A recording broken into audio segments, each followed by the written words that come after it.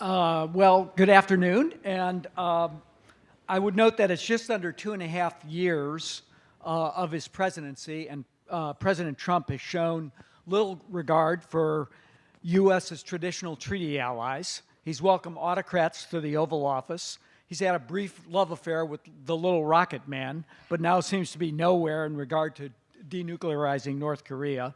He's on the brink of triggering military confrontation with Iran. He's engaged in an escalating trade war with China. He's stated his intention to pull out of the Paris Climate Agreement, and he's diverting $6 billion of defense spending to build a wall on the southern border that the American people don't want and security experts say won't work. So Donald Trump promised to disrupt U.S. national security policy, and I think we can all agree that is one of the few things he didn't lie about.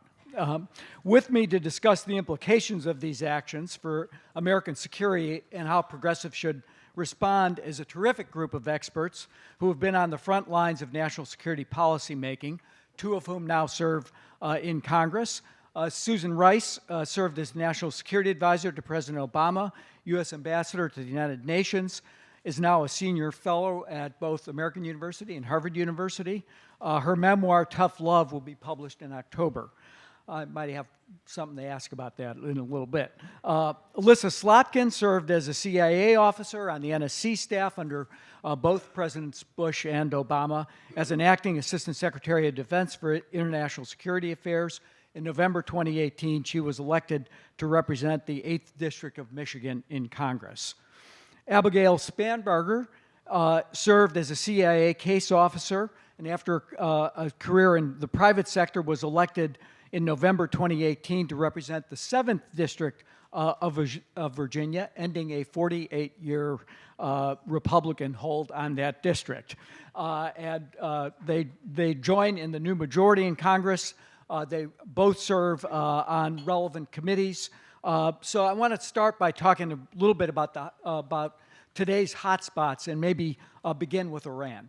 Susan, you were at the center of President Obama's Iran policy from the very beginning of engagement in 2009 to the conclusion of the Iran nuclear deal. The Trump administration has obviously pulled out of that agreement. Yesterday, Secretary of State Pompeo and Acting Secretary of Defense Shanahan were up to brief the Hill, and I want to get our representatives to talk about that too. But they were, let me begin with you, Susan. They were describing the Iranian threat, increased Iranian threat, and some people saw that as a prelude to potential military action, military conflict with Iran. So how concerned are you right now about where we stand with respect to the Iranian threat, and what do you see the actions that the United States needs to take at this moment? Well, good afternoon, everyone, and John, thank you for hosting us, and it's good to be back with you, and it's great to be with these two wonderful women members of Congress who are doing such an exceptional job of providing leadership throughout the Democratic caucus and particularly in the freshman class. I am very concerned about what's going on with respect to Iran for a number of reasons. One, the decision to withdraw from the Iran nuclear deal and to put on crippling sanctions unilaterally, alienating our allies and driving Iran to a place where after a year of pressure, it is likely to come to the conclusion that the benefits of staying in the nuclear deal are outweighed by the downsides, and thus a deal that had effectively constrained Iran's nuclear ambitions, cut off every pathway to a nuclear weapon, verifiably so, as validated by our intelligence community, DOD, the International Atomic Energy Agency, is likely to fall apart, and the constraints on Iran's nuclear program will be lifted without the attendant benefits that the administration sought by pulling out of the deal, i.e., a reduction in Iran's support for terrorism, dealing with its missile program, its nefarious behavior in the region, all of which are real, but are much more worrisome in the context of an Iran that may be able to break out and develop a nuclear weapon. So that's the first reason I'm concerned. The second reason I'm concerned is because it does seem, and I don't say this lightly, I say this with concern and regret, that there are some within the administration in senior positions who really seem intent on trying to provoke a conflict with Iran, or cause Iran to take steps that give them some justification for military action, whether initiated by the U.S. or initiated by one of our partners in the region and then backed up by the U.S. And I think this is a very dangerous situation. For all the president's professed reluctance and concern about potential conflict, he has green-lighted, or I hope he's green-lighted, I hope it's not happening without his approval, the dispatch of ridiculous quantities of military assets into the region. And while I don't doubt the reality that there may be at the present an increased threat emanating from Iranian-backed militia, we've seen that before. And whatever the level of threat now, I think we risk miscalculation and an inadvertent conflict by virtue of everybody being on heightened alert and our own red lines being very blurry. So I think this is a dangerous moment. I'm concerned that we may end up in a conflict that the American people don't want and that doesn't serve our national interests. Congresswoman Slotkin, maybe you were in the briefings yesterday. You serve on the House Armed Services Committee. Are we headed towards a military confrontation in Iran? Well, I mean, obviously the briefing was classified, but I do think that if you and I can't understand what the strategy is, there is no way the Iranians do, right? So we hear from the president that he doesn't want to war, that he cares only about the nuclear file, but then over the weekend threatens to essentially wipe Iran off the map. John Bolton has literally written about regime change his entire adult life in Iran. So whether they say they believe it or not, you just have to go with what he's written. And then Secretary Pompeo has his 12-point plan that he has been talking about that explains what he expects from Iran. So I think it's very hard to tell here in Washington whether we're talking about an attempt at regime change, an attempt to restore deterrence, an attempt to look strong, whatever. So we know the Iranians won't be able to understand it. And then, given all the additional resources in theater, combined with the risk, I do think we are at risk of a real inadvertent crisis. And it's one that would potentially start small, like we had in 2016 when sailors sort of lost power and drifted, the Iranians picked them up. You can see how these small incidents can be resolved quickly when you have diplomatic channels to the Iranians. And this administration has systematically cut off those channels. So all of a sudden, what could be a relatively manageable incident could become a serious incident that escalates, and both sides back themselves into a corner, into higher and higher levels of conflict. So I think the risk is real. I think what we're hearing from the Iranians would be disturbing to any administration. But I think we've lost the ability to tell what's offensive and what's defensive, what's action, what's reaction, and it's just a powder keg for an inadvertent incident. Congresswoman Spanberger, you want to give us your take on this? I was nodding in agreement with my colleague.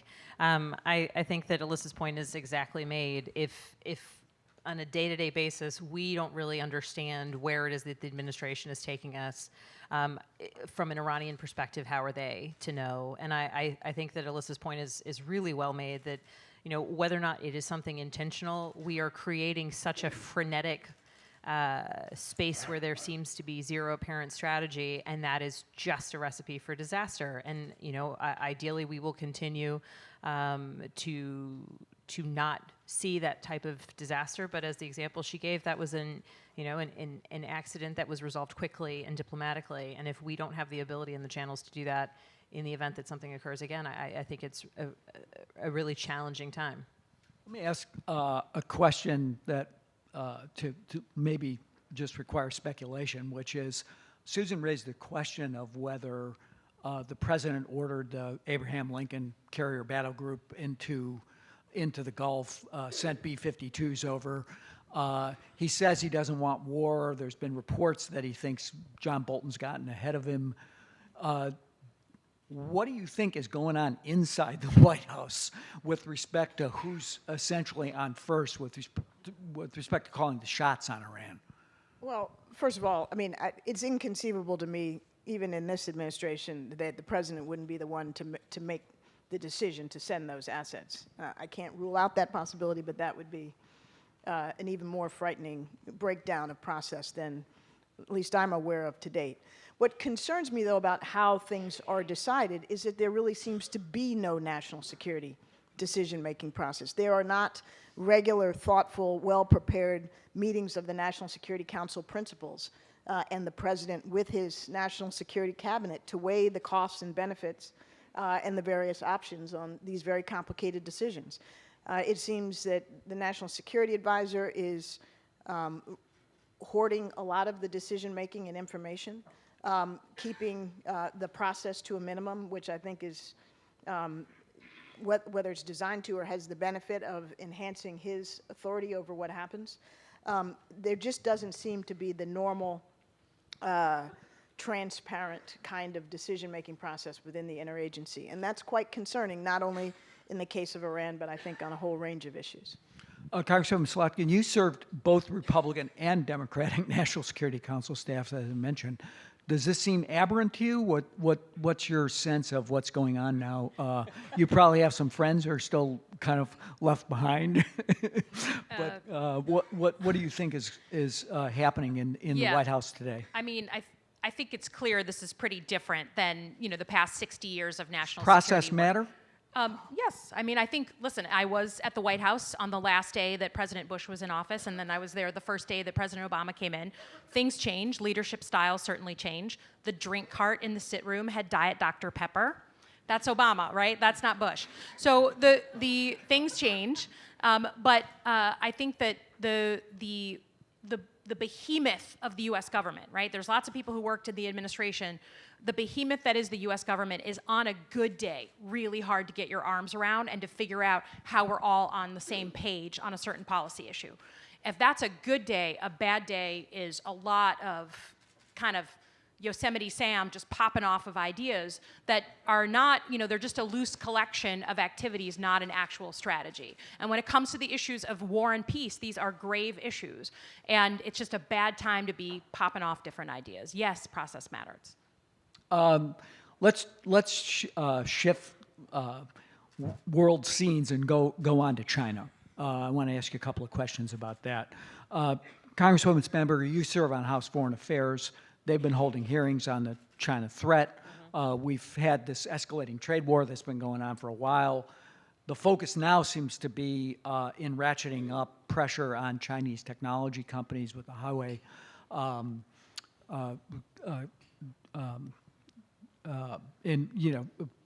sanctions in particular.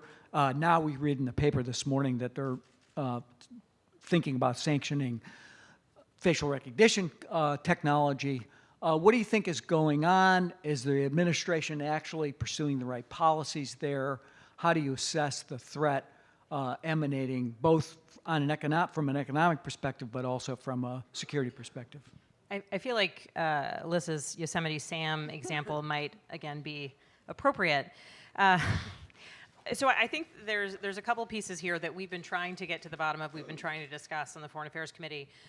One of it is looking long-term strategically at the threat of a powerful China. China's engagement in Africa, China's engagement throughout Latin America, China's engagement in Eastern Europe and Europe. And how does the United States position itself recognizing that challenge? And so I think that the valuable part of that conversation is what's our strategy as we are continuing to antagonize our NATO allies and our European allies and our allies writ large across the globe. How are we strategizing a long-term relationship with them where we can use that center of friendship and partnership to counter the challenge that China presents? And I would argue that we're not utilizing that those strategic alliances or partnerships. Also, when we look at China's long-term investment in infrastructure throughout the world and its long-term investment in things like education back home, the reason we're talking about Huawei, the reason we're talking about 5G technology is because domestically, we're not pursuing to the same level the Chinese are, or to a level that keeps us monumentally, aggressively competitive in our domestic education. And that's from the time a child enters preschool on up through college. And so I think looking at the fact that when you look at the strategy behind China's development and efforts to kind of grow its influence in the world, they're looking in 20, 50, 100-year chunks of time. And we're far too often reactive. So I think that the conversations we're trying to have and trying to push are how can we look at our long-term strategy? And then relative specifically to some of the 5G technologies and Huawei, for example, and the concerns that those technologies may allow Chinese military or Chinese intelligence agencies to gain access to information of U.S. consumers or consumers throughout Europe or other allied nations.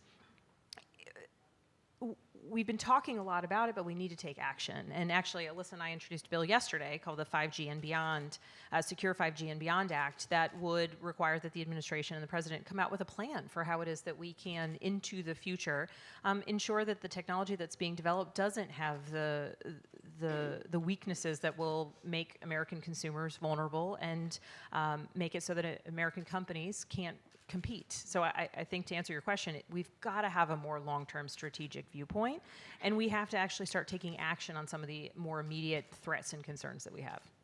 Congresswoman Slotkin, CAP just recently introduced a report on strategy for China and made some of the points that Congresswoman Spanberger made, which is investment here is in our greatest strengths in our technology portfolio, in education, et cetera, in infrastructure, were really key to be able to compete in the 21st century. Do you agree with that? And you want to say a little bit more about the bill that you just introduced? Sure. It was actually Abigail's bill that she allowed. This is what we do, especially us foreign policy members of Congress.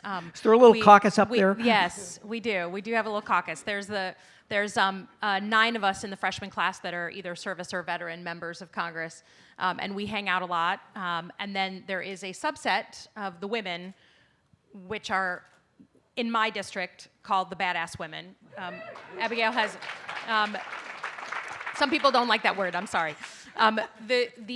So we do ping pong back and forth on bills that we like. I think. Listen. I think the only thing we have to know is I think today, as we were coming out here, we heard that the president canceled the meeting with Nancy Pelosi on infrastructure at the exact moment that the Chinese are investing billions in their own infrastructure, right? Our education is going the wrong direction. In Michigan, unfortunately, we've gone from being top 10 in the country to bottom 10 in the country, while the Chinese are investing heavily in education. I think sometimes they just frame the question and frame the strategy differently, and we're caught constantly on our heels. So I haven't read the report. I'll put it on the list. Good. It's good reading, let me tell you. Susan, you and I worked together on climate change. We had some success with China on that question, on getting them to do more in Ebola, et cetera. But President Obama's been criticized for maybe not being tough enough on some of these economic questions. How would you assess the role that the economy played in trying to develop a relationship with President Xi? Would you do anything different if you had it to do over again? Well, I think, as President Obama actually often said, the U.S.-China relationship is the most complex and consequential in the world. And the ways in which we are now intertwined economically, from a security point of view, in terms of the span of global issues that we have to deal with, makes it a very complex relationship to manage. And I actually think that, we managed it rather well, given that we were able to find significant areas of cooperation, and in those areas where we have to compete, which are serious on the economic and the security front, we competed effectively and with confidence with the backing of our friends and allies in Europe and Asia. So, John, you deserve an enormous amount of credit for the progress we made with China on climate change, without which we would not have the Paris Agreement. But it goes beyond that. We were able to work effectively with China on nuclear security and thereby help lock down materials around the world that would otherwise be vulnerable to terrorists. We work together not only on the Ebola outbreak effectively, but on the wide span of global health security issues, which, you know, if you're worried about potential pandemic flu or Zika or what have you, is a very proximate concern. We were able to work with China on the Iran deal and other aspects of our multilateral agenda. And at the same time, we were engaged in fierce competition over things like their cyber theft. But rather than get into a trade war or an economic conflict over something like that, we were actually, through the effective threat of the use of sanctions, not the application of sanctions, able to get China to subscribe to some commitments on cyber theft that were very important and meaningful, and which they adhered to until they got into the trade conflict with President Trump. And so, you know, the thing with China is, yes, this is a serious competitor. As Abigail and Alyssa said, we have to have a long-term strategy. We need to do it in conjunction with our partners and allies. We need to do better on the domestic side, absolutely. And that means, you know, when you're competing with a China that puts every aspect of its hugely powerful government and society behind any economic endeavor, and we can't get Google to cooperate with the U.S. government on a small, you know, low-level project Maven, we've got a problem, because we can't reconstitute very easily the cooperation between government, the private sector, and our universities that were so instrumental in enabling us to be effective during the Cold War. So we've got to get our own house in order. The fact that we don't have a 5G competitor in the mix is on us. And so going forward, John, we have to take the China threat very seriously, as I think has been the case in the past. And I think what we're seeing now is, you know, China's rise is going on an exponential curve. It started like this, and now it's going, you know, up faster. And we have to deal with that. But we need to deal with it without making conflict inevitable. And I know from discussions with members of the administration that there's at least a subset at a senior level that takes the view that conflict with China is inevitable, and we might as well have it sooner rather than later when our relative strength is greater. That's literally one mindset within the administration. Whether that's economic conflict or actual physical conflict, that's a scary perspective. And it's not, in my view, the way we need to go or ought to go.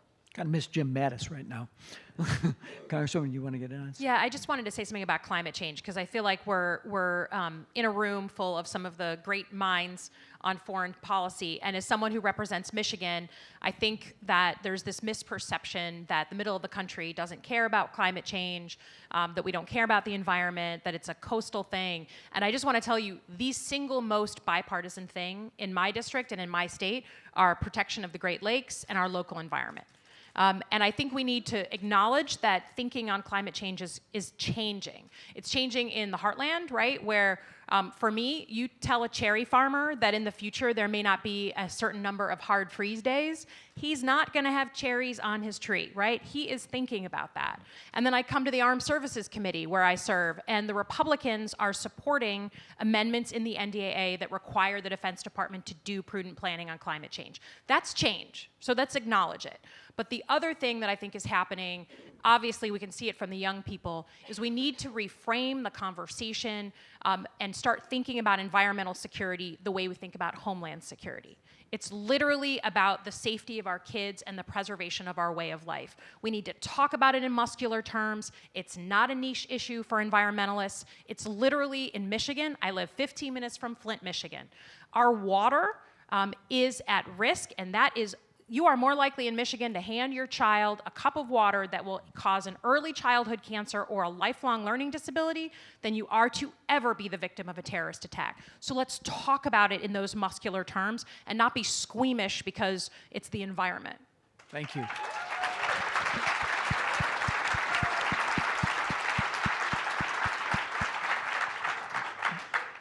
I want to shift hotspots again and talk a little bit about Russia. So I'm the poster child for interference in the 2016 election. The intel community tells us the Russians haven't stopped. They're going to be back in 2020. Donald Trump sort of denies that for reasons that we can speculate about. Are we doing enough to protect our democracy when it comes to the 2020 election? Maybe Congresswoman Spanberger, I'll start with you. So I think an important point is they've never stopped. And in terms of the influence efforts that they have endeavored to undertake on social media, they've never stopped. They continue to work to sow division, to recognize what our vulnerabilities are as a people, and to seek to divide us, and that continues and has continued. And I think really making sure that people understand that is so vitally important. I think that when we do talk about the Mueller report or when we talk about Russian interference, people think of it in binary terms. Did it impact the election? Yes, no. And I think that that is so detrimental to our ability back in home in our districts to have a conversation about the fact that we were attacked. A foreign adversary nation sought to influence our population and continues to do so. A foreign adversary nation stole from us and used that information against us. They hacked a major political party. They hacked a presidential campaign. And if we look at it in terms of they did it there, what's next? Is it the electrical grid? Is it a major bank? I mean, recognizing that these threats are transferable, I think, is so vital to the conversation. Do I think we're doing enough? No, is the honest answer there.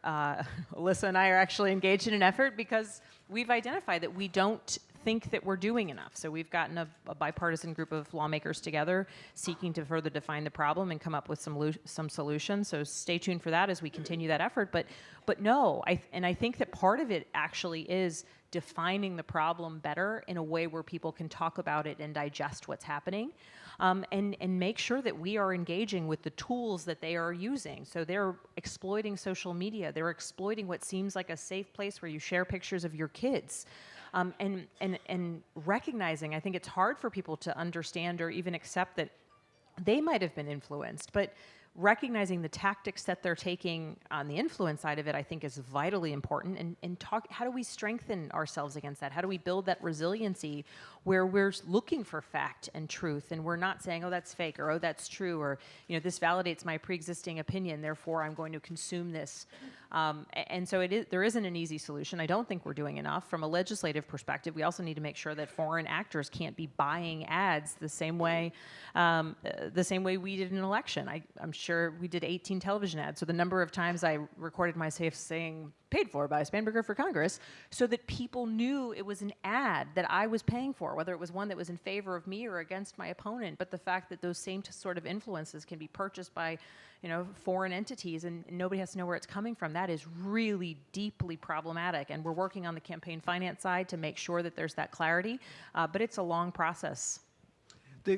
Susan, I want you to answer that question too, but I also want to just put it in context, which is they're not just playing around here, they're playing around globally, really, but particularly in Europe. EU parliamentary elections are tomorrow. We've seen a rise of pro-Russia, right-wing populist parties, some of which with the help of Russia. How concerned are you about Russian activities here, and how concerned are you about Russian activities more globally in terms of interfering with democratic processes? Well, I'm concerned about both, but I think what we've seen in Europe, at least in some places, is a greater willingness and ability on the leadership to call it out and put it on Front Street, which is what Macron did again today, in highlighting the connections between Bannon, Russia, and all of these efforts to sow division within Europe. We don't have that here. We have a president who, as you would say, is trying to sweep this issue under a rug, and his party in Congress, which knows better and ought to understand that what goes around comes around. This is not Russia, on behalf of the Republican Party. This is Russia screwing with our democracy and can flip the tables and undermine an election at any level in our system against either party. We're not handling it effectively. I think everything Abigail said is right. We need to do multiple things simultaneously. One is the physical infrastructure of our election systems, ensuring that they are as impenetrable as possible, that we have paper backups, that the mechanics of the election are impervious to external intrusion. That's job one. And we still have progress to make on that. Secondly, our social media companies and our traditional media companies need to do a better job of ensuring that they are not the vehicles for this abuse. And I think that, the tech companies have come some distance. I think there's more to go, absolutely. Thirdly, it's on us, the American people, to understand and recognize that this is a new normal, that Russia and other adversaries are going to continue to try to undermine our democratic institutions and sow internal division and dissent. And we need to be prepared for that practically and psychologically, but we also have to understand that we're, in some ways, our own worst enemy. To the extent that we are an increasingly polarized, divided country, where we view things in us versus them terms. With people we disagree with, we start to view as somehow our opponents. We are setting up an environment which is ripe for abuse by any external adversary. So it's one thing for Russia to buy Facebook ads, on both sides of the Charlottesville debate, and pitting Black Lives Matter people against white nationalists. It's another thing for us to allow that to be feasible because of our own domestic polarization and discourse being so poisoned and so broken. That's on us to fix. It's not on anybody else. So the one thing I will say in this bad news picture is that at least this is something that we have the ability to address if we were so motivated. I'm going to open things up to a couple of questions. We have a few minutes to ask questions, and I think people have mics. Before we do that, though, I want to ask one last question, which is, all of you have succeeded in what is really a male-dominated profession. And I want to ask you what advice you have to other young women who are coming up and want a career in the national security field. So maybe I'm going to end with Susan because she wrote a whole book about this. But it starts with being fearless. It starts with believing that your voice and your thoughts and your energy can be useful to the mission that you're serving. And then to be fearless. Certainly, serving in CIA is very different from running a political campaign, but I think both of those require that you just believe so deeply in the day-to-day of what you're doing and in the larger strategy and plan and what you're fighting for, that it drives you to be fearless, and it should. Congressman? I would echo that, but I would also say, in my experience at the CIA and then at the Pentagon and now in Congress, and people always forget because they think we have so many women in Congress now, it is like a whopping 22% people. So like, we're psyched, but there's still a little bit of work to do. For me, I always found that if I was the master of my portfolio, then attempts by some male colleagues to dismiss or to disengage would be much harder because I just really knew my stuff. And when I meet young women who are like, how do I become confident? How do I play in these tough fields? It's like, pick something you love and master it, bring that to the table, refuse to sit in the back, and just let your expertise speak for itself. And your brain and your own self-consciousness are something to be managed and dealt with. That's inside. Deal with it and get yourself at the table. Fantastic. Susan? Tough love? So the book that will be coming out is a memoir, and it's very much a story of my parents and grandparents, my upbringing, and then ultimately my experience in government. But it's enabled me to reflect a lot on what I learned from my late parents, who were themselves quite accomplished professionals. And it's interesting because both of what Abigail and Alyssa have already said were among the things they taught me. You've got to be your best. You've got to bring your game every time you get into the classroom, the boardroom, the situation room. You can't slack. So quality is number one. Fearlessness, of course, yes, but my parents put it to me a little bit differently. which is, my father always used to say, don't take crap off of anyone. And by that he meant, don't let anybody dismiss you or discount you. You got to know when to come back in your own defense. You got to walk into the room confident, and if somebody's trying to put you down, you don't take it. They also taught me that I should never let bigotry, racism, or sexism be my problem. Let it be the problem of the bigot, by which they meant, if I allowed other people's prejudices about me, for whatever reason, to get into my head, to influence how I think about myself, to limit my own sense of potential or ability, then the bigot has won, and I've defeated myself. So if somebody else is coming to the table with their own insecurities and biases, that's their problem. It's not mine. And as hard as that might seem, or even as counterintuitive as it might seem, that served me very well. I don't spend time worrying about, is somebody going to give me a hard time because I'm African American, or because I'm a woman, or because I'm short, or because, at one point I was a 28-year-old in the room with 50-year-olds. You just go in there and you bring your best, and you don't let it get in your head. It's fantastic. Thank you. And we all look forward to reading and buying and reading the book. It's important not just to read it, but to buy it. Thank you, All John. right. Questions from the audience? I am having a hard time seeing. Somebody in the back. Do you have a mic? Go ahead and identify yourself, and please ask a question. Hi, I'm McKinney Freechild with Public Citizen. Thank you all for being here. Wondering about election security approaches. There's a desperate need for resources in the states to buy paper ballot-based systems and do auditing. What do you think the odds are? I know the Dems have made it a priority in H.R. 1 and more. What are the odds of getting bipartisan funding to the states before 2020? Well, I can speak to it because we passed it in H.R. 1, right? So it's a huge section of H.R. 1 is all on election security, and it's kind of like a wish list of everything we would want to protect our democracy, to protect our systems.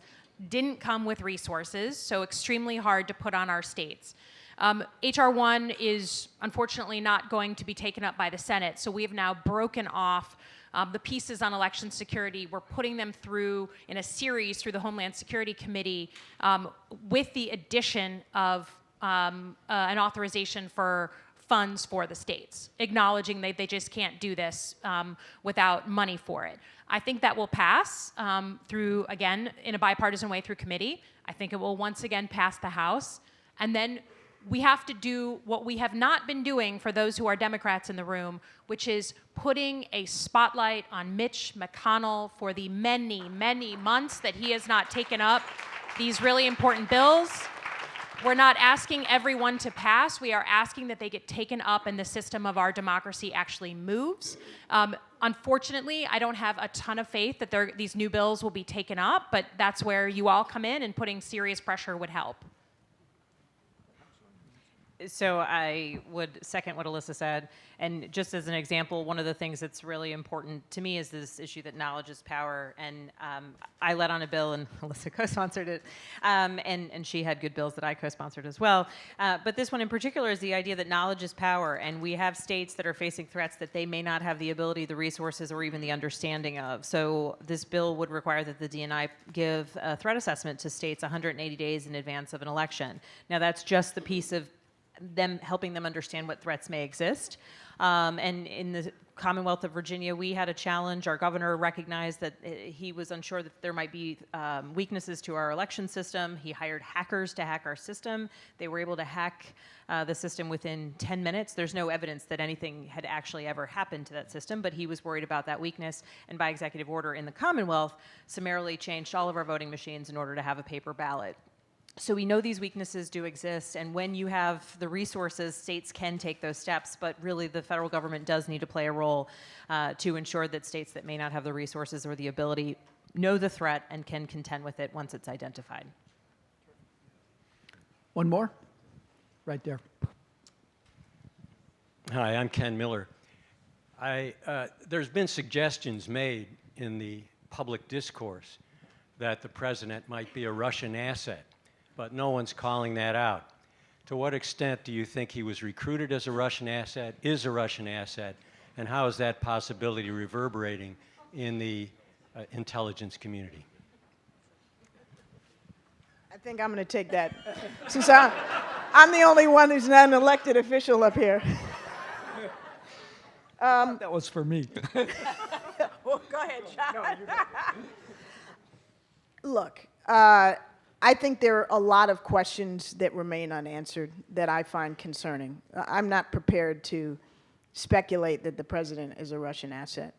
I think his financial ties, his prior history prior to coming into office, all of those things are worthy of further exploration. And I think we can't rule anything out, but I don't think it's healthy to frankly speculate on something of that degree of gravity without the evidence to back it up. I just add one word, which is the president likes to say that he never invested in Russia, but the Russians sure invested in him. Okay, we have time for maybe one last question. Got it, right there. Franklin Urtiaga from Silicon Valley in Washington, D.C. Wanted to know your perspective on the epidemic of fake news and how it's affecting national security. I like how you say you're here from Silicon Valley. You're just representing the whole valley.